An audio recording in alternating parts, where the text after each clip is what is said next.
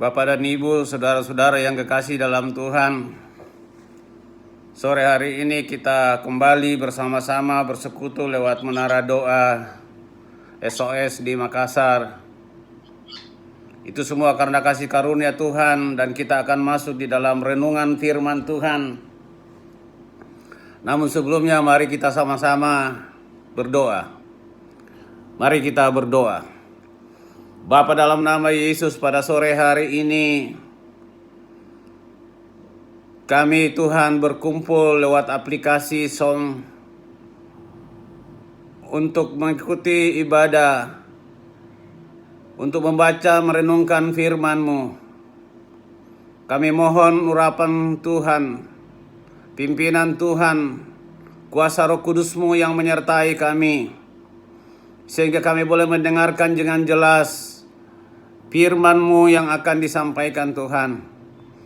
Kami minta di dalam nama Yesus, segala roh-roh yang akan menghalangi Tuhan, signal yang menghalangi, semua penolakan-penolakan, kami tolak di dalam nama Yesus. Kami perintahkan Engkau pergi dan keluar, sehingga kami boleh mendengarkan firman-Mu, karena firman-Mu yang akan menjadi pedoman dalam setiap hidup kami. Kami serahkan ke dalam tangan Tuhan ibadah kami Tuhan, dari awal sampai selesainya. Biarlah jadi di dalam nama Bapa, Anak, dan Roh Kudus.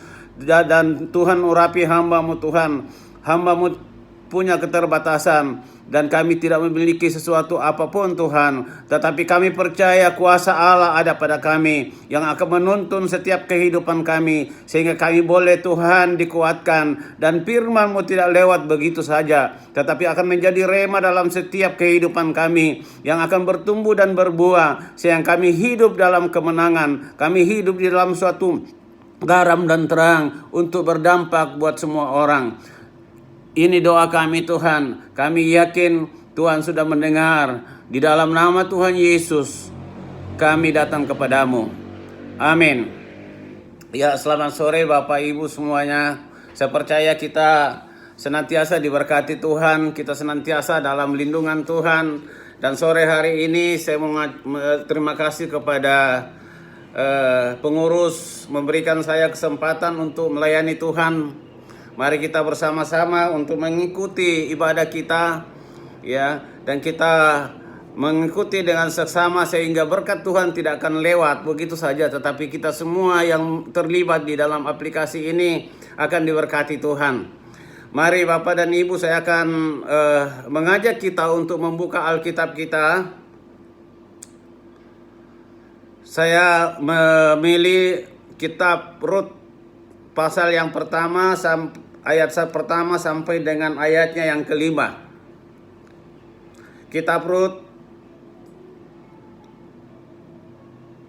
1 ayat 1 sampai dengan ayat yang kelima. Ya, kitab Rut ini sesudah Hakim-Hakim. Saya akan baca judulnya Rut dan Naomi. Ayat yang pertama. Pada zaman para hakim memerintah, ada kelaparan di tanah Israel. Lalu pergilah seorang dari Betlehem Yehuda beserta istrinya dan kedua anaknya laki-laki ke daerah Moab untuk menetap di sana sebagai orang asing. Nama orang itu ialah Elimelek, dan nama istrinya Naomi, dan nama kedua anaknya Mahlon dan Kilion. Semuanya orang-orang Efrata dari Betlehem Yehuda. Dan setelah ia sampai ke daerah Moab, diamlah mereka di sana. Kemudian matilah Elimelek suami Naomi, sehingga perempuan itu tinggal dengan kedua anaknya. Kedua anaknya mengambil perempuan Moab, yang pertama bernama Orpa dan yang kedua bernama Rut. Dan mereka diam di situ kira-kira 10 tahun lamanya. Lalu matilah juga keduanya, yakni Mahlon dan Kilion, sehingga perempuan itu kehilangan kedua anaknya dan suaminya. Demikian pembacaan kita. Saudara-saudara yang kekasih dalam Tuhan, ini adalah suatu cerita yang kita bisa simak bersama-sama. Hari ini saya akan memberikan judul pembacaan kita atau renungan kita pada sore hari ini, yaitu Life is a Choice. Hidup adalah pilihan. Sebelum saya masuk ke dalam renungan ini, kita melihat bagaimana pembacaan ini. Saya akan masuk dalam suatu pengertian dari ayat ke ayat. Dikatakan bahwa pada zaman hakim-hakim, kalau kita belajar bagaimana sejarah kitab-kitab dalam Alkitab, maka ini adalah suatu kitab sejarah yang terdiri dari 12 kitab. Dan ini adalah suatu kleser yang pertama di dalam kitab Rut ini sesudah hakim-hakim. Nah, itu adalah menceritakan tentang bagaimana sejarah bangsa Israel. Dikatakan di ayat yang pertama bahwa pada zaman hakim-hakim. Kalau kita baca di dalam hakim-hakim yang terakhir, ayatnya yang terakhir dikatakan, yaitu ayatnya Hakim-hakim 21 ayat yang ke-25. Pada zaman itu tidak ada raja di antara orang Israel. Setiap orang berbuat apa yang benar menurut pandangannya sendiri. Jadi pada saat Elimelek mengambil suatu keputusan untuk pergi meninggalkan Bethlehem Yehuda, itu atas kehendak dirinya sendiri. Tidak ada pemimpin, tidak ada orang yang bagaimana bisa dia melakukan dengan suatu perintah, tetapi dirinya sendiri mengambil suatu keputusan untuk melakukan tindakan apa saja menurut kehendaknya. Ini adalah kitab yang dikatakan di dalam ayat yang pertama bahwa pada zaman para hakim. Jadi ada maksudnya dituliskan di situ bahwa orang mengambil keputusan sesuai dengan keinginannya. Tidak ada paksa-memaksa. Apa yang terjadi Bapak Ibu? Sekali lagi bahwa hidup adalah suatu pilihan. Kalau kita baca cerita dari sini bahwa Elimelek mengambil suatu keputusan sendiri, yaitu dia meninggalkan Bethlehem Yehuda. Kalau kita belajar di Alkitab, Bethlehem Yehuda ini adalah artinya rumah roti. Bapak dan Ibu, ketika kita mengikuti Tuhan, adalah ada hal-hal atau masalah-masalah yang kita hadapi. Ajaran hari ini banyak orang berkata kalau saya mengikuti Yesus maka tidak ada masalah. Pada saat saya mengikuti Yesus maka itu tidak ada masalah, segala sakit penyakit itu lepas. Kita belajar dari sini bahwa mereka ini hidup di tanah Bethlehem, di mana rumah roti, di mana adalah suatu kota perjanjian, dan mereka mengikut Tuhan. Tetapi ada masalah yang terjadi, yaitu kelaparan yang luar biasa yang mereka alami. Kalau kita mengikut Tuhan, itu artinya bahwa kita ada tantangan. Yesus berkata, kalau engkau mengikut aku, maka pikullah salib. Maka ada masalah, ada tantangan, ada gunung-gunung percobaan yang kita hadapi. Kadang-kadang kita tidak mau lewat dan kita mempunyai iman bahwa engkau memilih iman sebiji sesawi, maka engkau bisa memindahkan gunung. Tetapi gunung-gunung itu atau percobaan-percobaan itu tidak akan menjadi pindah karena Tuhan mau bagaimana gunung itu kita diberikan kekuatan untuk mendaki, untuk melewati itu. Nah, ini yang kita harus mengerti supaya kita bisa mengambil suatu keputusan yang tepat. Karena pengambil keputusan kita hari ini akan menentukan masa depan kita seperti Elimelek. Elimelek dalam Alkitab dikatakan bahwa dia adalah bapak raja. Itu artinya my father is king. Itu adalah bagaimana dia bisa, bahwa ini adalah nama yang menjadi seorang pemimpin yang besar, tetapi tidak memberikan suatu jaminan dalam hal mengambil keputusan bahwa itu yang terbaik. Naomi, kalau kita belajar di dalam pasal ini bahwa Naomi adalah seorang yang namanya artinya adalah manis. Ya.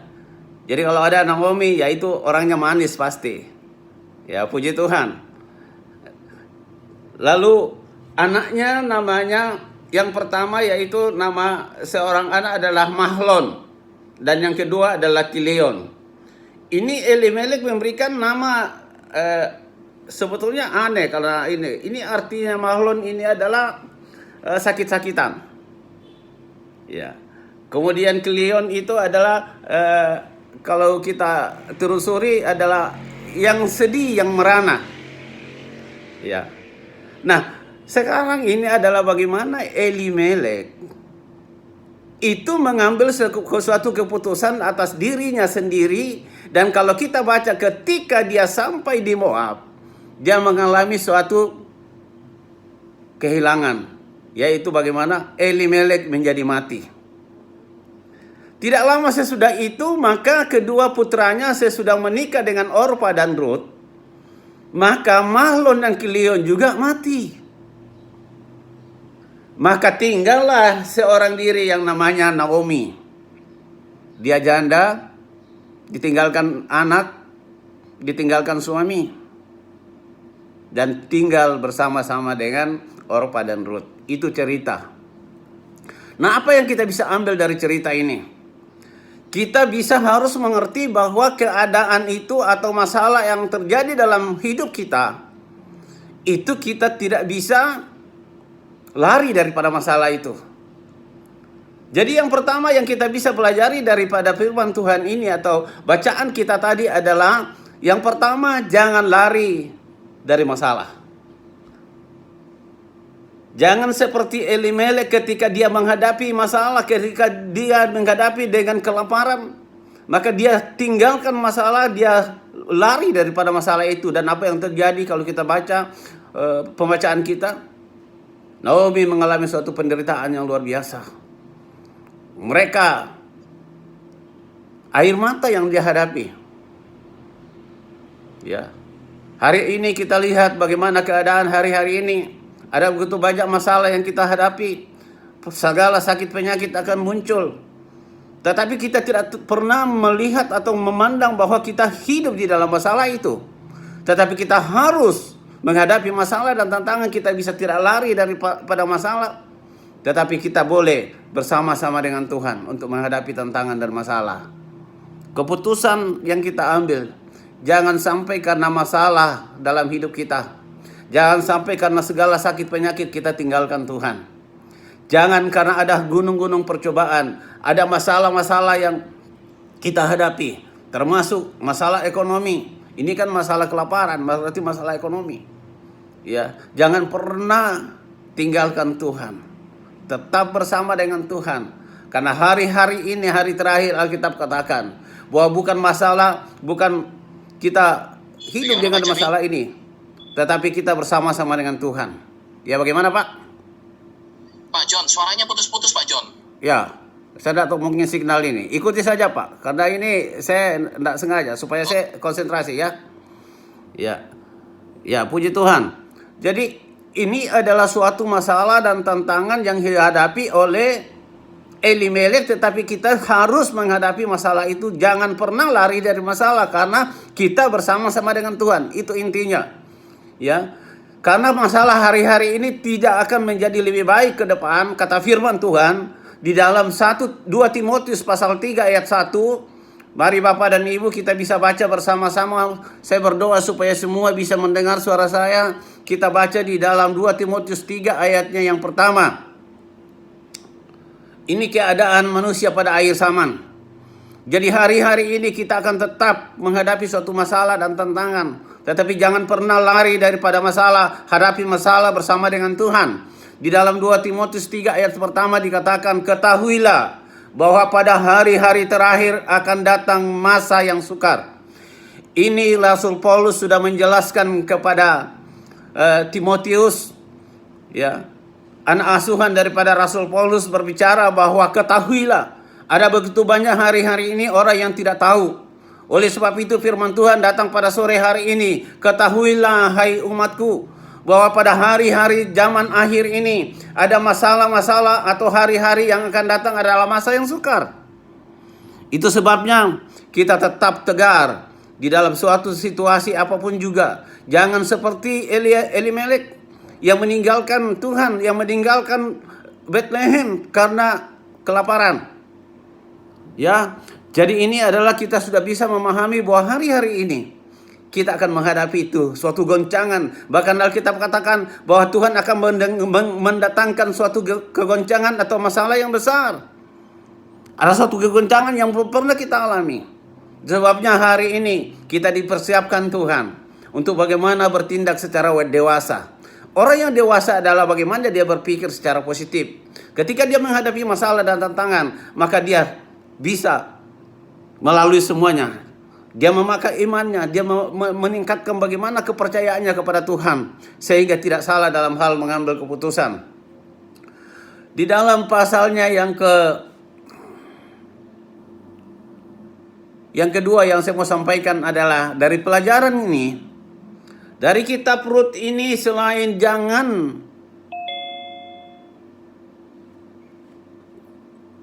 halo?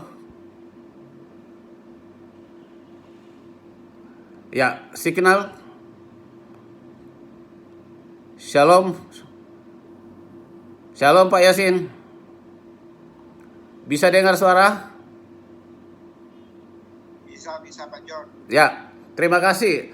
Hal yang pertama adalah jangan lari daripada masalah. Yang kedua adalah Mazara memberikan gambaran siapa kita. Ya. Jadi pelajaran ini bagaimana kita bisa memberikan suatu gambaran bahwa ketika kita menghadapi masalah dan tantangan, maka Tuhan akan sedang memberikan kita gambaran bahwa kita ini siapa. Apakah kita anak Tuhan atau anak dunia? Lewat masalah ini di dalam kitab tadi kita bisa baca, yaitu bagaimana keaslian daripada Naomi sebetulnya. Tuhan sedang memberikan suatu gambaran buat Naomi bagaimana karakter Naomi sebetulnya di dalam hal menghadapi masalah. Di dalam Rut 1 ayat yang ke-20 dikatakan, tetapi ia berkata kepada mereka, jangan sebut aku Naomi, sebab aku marah. Sebab yang Maha Kuasa telah melakukan banyak yang pahit kepadaku. Ini adalah suatu pandangan yang keliru. Ya, yang keliru daripada Naomi. Bagaimana dia bisa mempersalahkan Tuhan. Pada saat ketika dia meninggalkan Bethlehem, maka dia tidak pernah kontak atau tidak pernah berhubungan dengan Tuhan. Tetapi di ayat yang ke-20 ini adalah masalah memberikan suatu contoh atau memberikan gambaran kepada kita siapa kita sebetulnya. Tekanan dan masalah yang kita hadapi memberikan kita bagaimana kita anak Tuhan atau tidak. Ketika kita bersungut-sungut, ketika kita bisa mulai khawatir, ketika kita bisa mempersalahkan situasi, ketika kita bisa mempersalahkan orang lain, disitulah kita ditunjukkan bahwa ini adalah orang yang dewasa rohani. Ya. Nah hari ini bagaimana bagaimana Naomi menuduh Tuhan bahwa dikatakan Maha Kuasa, yang Maha Kuasa telah melakukan banyak yang pahit kepadaku. Sekali lagi adalah Rut punya tanggapan atau pandangan yang keliru terhadap Tuhan. Orang yang tidak melakukan suatu kedewasaan dalam hidupnya, maka dia pasti keliru dalam hal mengambil keputusan. Mari kita dewasa dalam rohani. Yang kedua, masalah itu memberikan gambaran kepada kita bagaimana kita bisa hidup di dalam Tuhan. Ya. Dan kedua adalah ayat yang 21 dikatakan bahwa dengan tangan yang penuh aku pergi, tetapi dengan tangan yang kosong Tuhan ya memulangkan aku. Mengapa kamu menyebut aku Naomi? Dan Tuhan telah naik saksi menentang aku, dan yang Maha Kuasa telah mendatangkan malapetaka. Ini adalah tuduhan yang negatif dari Naomi.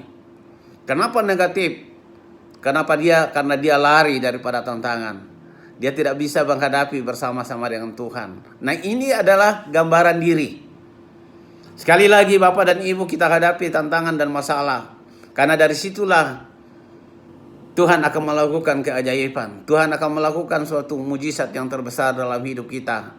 Kita hadapi masalah bersama-sama dengan Tuhan. Ya, jangan lari dari masalah seperti Naomi. Ini orang yang lari dari masalah adalah orang yang tidak dewasa rohani. Orang yang lari daripada suatu firman Tuhan adalah orang yang gampang mempersalahkan orang lain, gampang mempersalahkan keadaan. Bahkan di sini kita lihat dia malah mempersalahkan Tuhan. Ayat 20 dan 21 sudah sangat jelas bahwa Naomi sedang mempersalahkan Tuhan. Makanya dia bilang, ya jangan sebutkan aku Naomi, jangan sebutkan aku orang yang manis atau yang cantik. tetapi sebut aku Mara, artinya pahit. Ada suatu kepahitan yang terjadi dalam hidupnya. Orang yang tidak bersikap dalam hal dewasa rohani selalu mempersalahkan keadaan. Mari kita mengambil suatu keputusan. Keputusan sekali lagi hari ini menentukan masa depan kita. Ya. Ada suatu pengharapan yang terjadi dalam menghadapi suatu masalah. Masalah-masalah yang terjadi dalam setiap kehidupan kita, tantangan apapun itu, ada time limitnya, ada durasinya. Tidak selamanya kita dalam penderitaan. Ini adalah suatu harapan yang Tuhan berikan buat kita. Seperti Naomi ketika dia mendengar bahwa di Bethlehem Yehuda Tuhan sudah melakukan suatu pemulihan yang besar. Kita baca di dalam ayatnya yang ke-6. Ini adalah suatu harapan. Ketika kita tetap menghadapi tantangan dan masalah bersama dengan Tuhan, maka ada suatu harapan, ada suatu janji yang Tuhan berikan buat kita. Di dalam ayatnya yang ke-6, Rut 1 ayat 6 dikatakan, kemudian berkemaslah ia dengan kedua menantunya, dan ia pulang dari daerah Moab, sebab di daerah Moab ia mendengar bahwa, perhatikan baik-baik, Naomi mendengar bahwa Tuhan telah memperhatikan umatnya dan memberikan makanan kepada mereka. Pemulihan sedang terjadi. Ada durasi. Ya. Nah, ini ketika dia mendengarkan itu, maka dia ingin kembali. Dia mengambil suatu keputusan, dia mulai berubah hidupnya, tetapi dia sudah kehilangan suami dan kehilangan anak. Ya. Jangan sampai kita terlambat dalam hal bertindak. Sebelum kita mengalami suatu masalah yang lebih besar lagi, maka kita tetap dalam posisi berdiri di atas firman Tuhan. Naomi melihat bahwa ada sesuatu kehidupan. Dia mau kembali. Dan dikatakan di ayat 22, ayat yang ke-22 dikatakan, demikianlah Naomi pulang bersama-sama dengan Rut, perempuan Moab itu, menantunya yang turut pulang dari daerah Moab, dan sampailah mereka di Bethlehem pada permulaan musim menuai jelai. Yang tadinya Naomi mengalirkan air mata, ada suatu mata air yang terjadi. Ada suatu janji Tuhan yang terjadi. Musim penuaian mereka hadapi. Itulah orang-orang yang kembali kepada Tuhan, yang tetap berdiri di atas kebenaran firman Tuhan. Pelajaran yang satu tadi adalah bagaimana lari, jangan lari daripada masalah. Kemudian lewat masalah ini, siapa kita sebetulnya? Kalau lemon itu kita tekan, maka keluar jus. Pada saat kita cicipi jus itu, apakah menjadi asam atau menjadi manis dan asam? Maka kita bisa melihat tekanan menunjukkan siapa kita. Dan yang terakhir yang saya mau sampaikan, mari menghadapi masalah bersama dengan Tuhan. Jangan pernah lari dari masalah, karena masalah akan menunjukkan siapa diri kita. Kita orang yang sungguh-sungguh kepada Tuhan, orang yang taat dan setia kepada Tuhan, atau kita memang harus lari meninggalkan Tuhan. Hari-hari ini adalah hari yang susah. Kita harus menghadapi, kita harus melewati gunung itu. Sekali lagi saya mau katakan, tidak selamanya kita harus memindahkan gunung seperti yang dikatakan bahwa jika engkau memiliki iman sebiji sesawi, engkau suruh pindahkan gunung itu ke laut. Tetapi ada saatnya nanti kita juga disuruh Tuhan untuk melewati gunung itu, untuk melalui gunung itu bersama dengan Tuhan. Hal yang ketiga, yang terakhir, hadapi masalah bersama dengan Tuhan. Ada dua keluarga, ada satu keluarga lagi yang saya akan menunjukkan. Yang pertama tadi Elimelek meninggalkan Bethlehem, meninggalkan persekutuan, meninggalkan ibadahnya, meninggalkan Tuhan karena masalah kelaparan. Masalah kelaparan yang kedua yang dialami oleh Ishak di dalam Kejadian 26.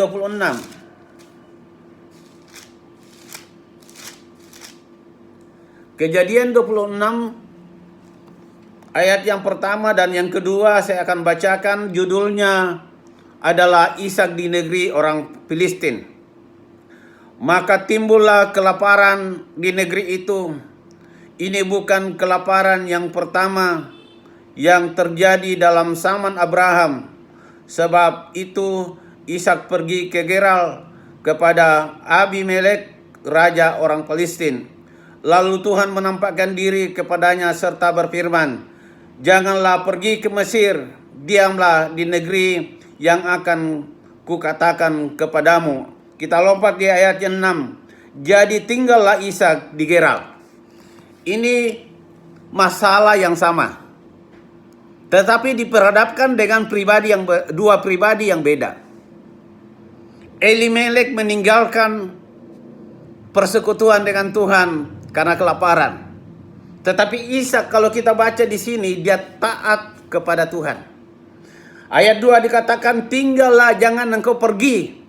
Dan ayat yang ke-6 dikatakan maka tinggallah Ishak. Taat tanpa bertanya.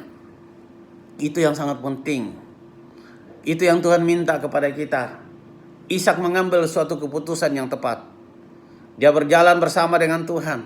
Dia ikuti apa kata firman Tuhan. Dia taat dan setia melakukan itu. Ada alasan bagi Ishak untuk pergi ke Mesir. Kenapa? Karena ini adalah suatu hal yang berapa kali, karena dikatakan bahwa kelaparan itu bukan pertama kali. Artinya sudah pernah terjadi masalah yang sama. Tetapi karena Tuhan, perhatikan baik-baik, dengarkan saya. Karena Tuhan, maka dia tinggal di tempat itu. Sekalipun dia juga diperantau di orang Filistin. Tetapi Tuhan katakan engkau tetap di Gerar. Mendengar firman Tuhan.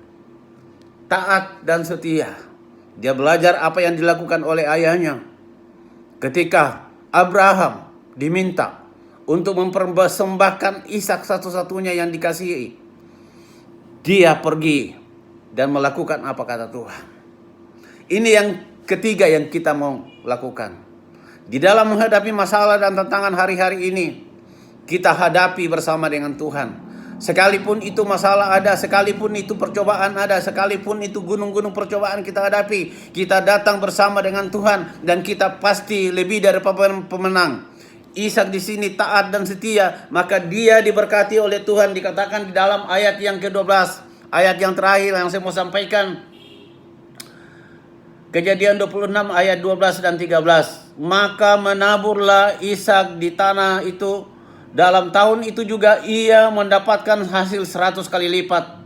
Sebab ia diberkati oleh Tuhan. Orang yang taat kepada Tuhan, orang yang setia kepada Tuhan pasti diberkati oleh Tuhan. Ayat 13 dikatakan, dan orang itu menjadi kaya, bahkan kian lama kian kaya, sehingga ia, yaitu Ishak yang taat kepada Tuhan, menjadi sangat kaya. Kaya di sini bukan hanya harta dan benda atau aset yang kita miliki. Kaya di sini adalah bagaimana pengertian terhadap Tuhan. Kaya di sini bagaimana kita memperoleh sukacita damai sejahtera yang asalnya dari Tuhan. Kekayaan hari ini adalah sukacita damai sejahtera yang tidak bisa kita nilai dengan harta kekayaan. Banyak orang yang punya harta hari-hari ini tapi dia tidak bisa gunakan duitnya. Dia punya fasilitas, mobil mewah, mungkin pesawat pribadi, tetapi dia tidak bisa kemana-mana hari ini. Tapi yang pasti orang yang berjalan bersama dengan Tuhan memiliki suatu kekayaan dari ilahi, yaitu hikmat Tuhan yang memberikan sukacita sejahtera bagi kita.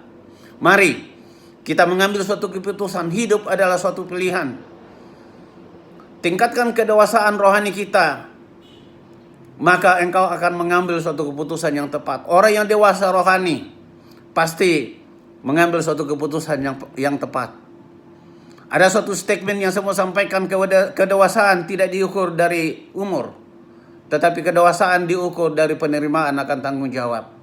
Ketika kita diberikan suatu pelayanan, walaupun aplikasi ini, walaupun shop ini, kita anggap kecil, tapi itulah tanggung jawab yang Tuhan berikan buat kita. Orang yang dewasa adalah orang yang menerima tanggung jawab. Hadapi masalah bersama dengan Tuhan. Karena bersama dengan Tuhan kita cakap melakukan perkara yang besar. Tuhan memberkati kita semua. Mari kita satu dalam doa. Tuhan, terima kasih Bapa. Hamba-Mu berhenti berbicara, tetapi Roh Kudus-Mu yang akan memberikan pengertian buat kami semua yang mengikut som hari ini. Engkau memberkati kami semua Tuhan. Kami tidak mau terjadi seperti Elimelek yang meninggalkan Tuhan karena masalah yang kami hadapi. Mungkin hari-hari ini ada begitu banyak orang yang siap-siap untuk meninggalkan Tuhan. Orang-orang yang ada di luar sana Tuhan. Itu sebabnya kami semua pada sore hari ini, kami boleh mengikuti semuanya Tuhan. Kami boleh mendengarkan firman Tuhan ini supaya kami boleh menjangkau mereka. Ada begitu banyak orang yang mungkin putus asa karena masalah yang hari-hari ini sudah mau menghabisi dirinya. Karena mungkin sudah tidak bisa lagi diobati, putus asa karena penyakit. Oleh sebab itu sore hari ini Tuhan, kami digerakkan hati untuk menjangkau mereka. Jangan mereka tinggalkan Tuhan, tetapi kami menghadapi masalah bersama dengan Tuhan. Terima kasih Tuhan. Hal yang kedua adalah kami hadapi masalah bersama dengan Tuhan. Jikalau Ishak menghadapi masalah, maka dia juga bersama dengan Tuhan. Dia setia bersama-sama dengan Tuhan. Maka apa yang terjadi? Mereka diberkati oleh Tuhan. Dia menjadi semakin kuat. Dia memberikan dalam keadaan situasi apapun juga mereka bisa memberi hidupnya kepada orang-orang Palestina.